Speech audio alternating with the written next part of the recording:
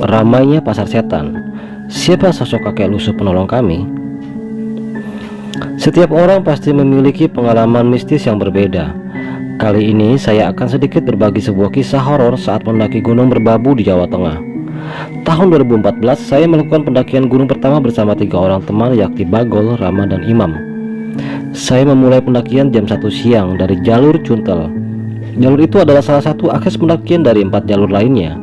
Saya memilih jalur tersebut berdasarkan saran seorang teman saya. Katanya bakal memberikan tantangan yang luar biasa. Jelas, jalur Cuntel terkenal cukup berat bagi pendaki pemula. Kendati demikian, saya tidak terlalu memikirkannya dan terus melanjutkan perjalanan. Waktu itu sedang awal musim hujan. Saya pun sempat terjebak di base camp karena menunggu hujan reda. Setelah mulai reda, ditemani rintikan gerimis selama 3 jam lebih, membelah hutan Gunung Merbabu untuk sampai di pos 4, pilihan tempat bermalam sebelum pos pemancar. Pos 4 memang tampak luas seperti tanah lapang. Keindahan alam yang disajikan pun cukup luar biasa, dengan lautan awan dan gagahnya gunung Merapi yang berdekatan. Tidak ada rasa khawatir saat segera mendirikan tenda di bagian pojok kanan. Posisi yang dipilih terhalang pohon-pohon agar mencegah angin langsung tertuju ke tenda kami. Saya pun memasak bersama 3 teman lainnya untuk mengisi perut sebelum beristirahat, sebab pagi harinya masih akan melanjutkan perjalanan ke puncak. Selepas itu sekitar jam 7 malam semua memutuskan tidur lebih awal. Tetapi ketika jam 12 malam, saya dan seorang teman yakni Rama terbangun. Di saat tengah malam itu kami mendengar suara orang-orang berbicara dengan bahasa Jawa. Terdengar cukup ramai sekali.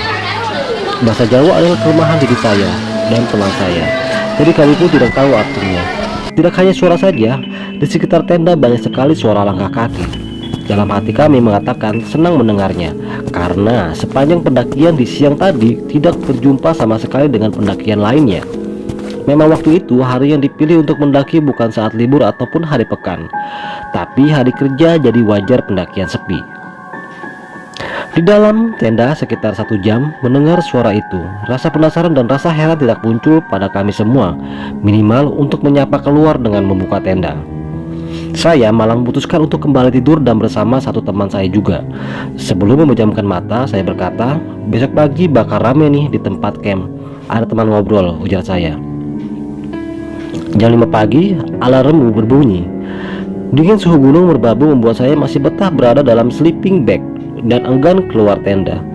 Satu teman ingin keluar dan saya berkata, coba ke tenda sebelah sana ngobrol-ngobrol semalam. Semalam soalnya ramai banget, pinta saya. Ketika dia keluar, tidak melihat tenda satupun di sekitar tempat saya bermalam.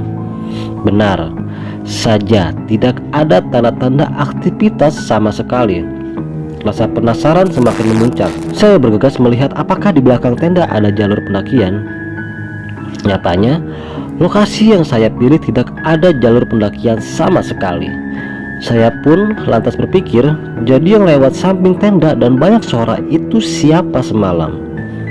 Sementara jalur pendakian selanjutnya menuju pos pemancar berada cukup jauh di depan tempat saya bermalam.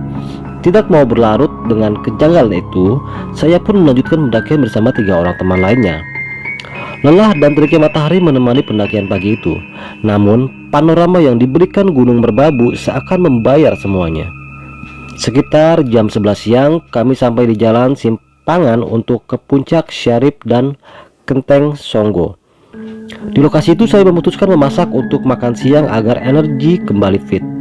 Perlahan awan mendung serta gerimis datang dan pergi silih berganti. Imam, salah seorang teman saya, berucap tak kabur. Paling hujan lewat doang, ujarnya. Dan benar, hanya sesaat panas kembali muncul. Tetapi yang tak diduga datang, awan mendung kembali menyapa dengan hujan lebat sekali. Namanya pendaki pemula tidak ambil pusing dan tidak mengetahui bahwa itu bisa beresiko untuk keselamatan. Kami pun tetap asik makan sop panas di atas kompor spiritus dan saling bergantian memakai jas hujan. Setelah bersantap makan selesai, kami pun melanjutkan perjalanan ditemani hujan lebat. Langkah demi langkah terus menapaki Gunung Merbabu, dan akhirnya puncak Kenteng Songgo sudah di depan mata. Saya pun tinggal melewati satu tanjakan terakhir. Derasnya air dari atas puncak memperlambat laju saya. Namun dalam keletihan tersebut, keajaiban alam terjadi. Kami dihujani batu es. Esnya berbentuk bulat yang terus berjatuhan selama 20 menit. Saya berjuang ke tanjakan terakhir.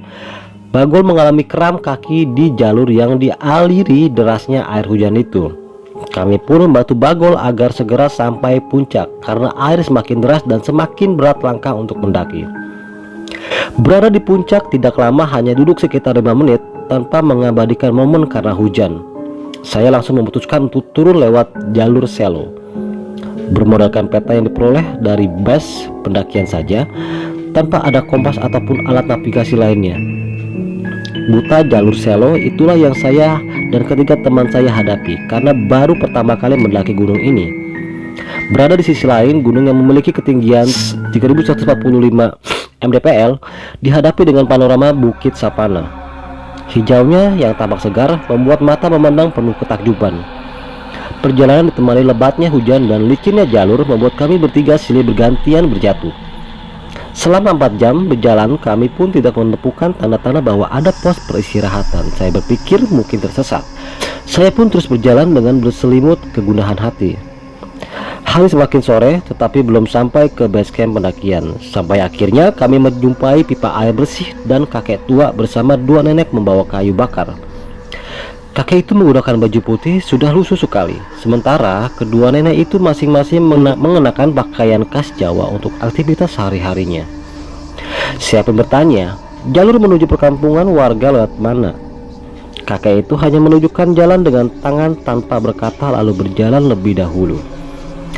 Di persimpangan jalan, kakek dan nenek kembali menunggu. Sementara kami bertiga sudah gontai langkahnya karena terlalu lelah. Kakek itu kembali mengarahkan telunjuknya sembari kembali jalan lebih dahulu.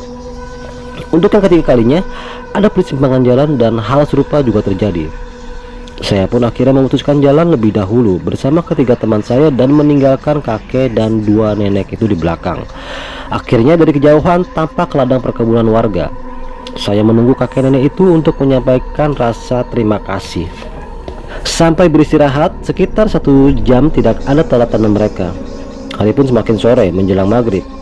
Sang kakek dan nenek tidak kunjung lewat dan saya memutuskan untuk melanjutkan perjalanan. Sampai di permukiman warga, saya bertanya-tanya kepada penduduk jalur pendakian selo. Ternyata dari cerita warga setempat bahwa kami dipastikan tersesat jalurnya. Sementara pengalaman kami di saat bermalam di pos 4 tersebut ternyata dikenal sebagai pasar setan. Warga setempat pun mengungkapkan bahwa sering kali banyak yang mengalami hal serupa di Gunung Merbabu.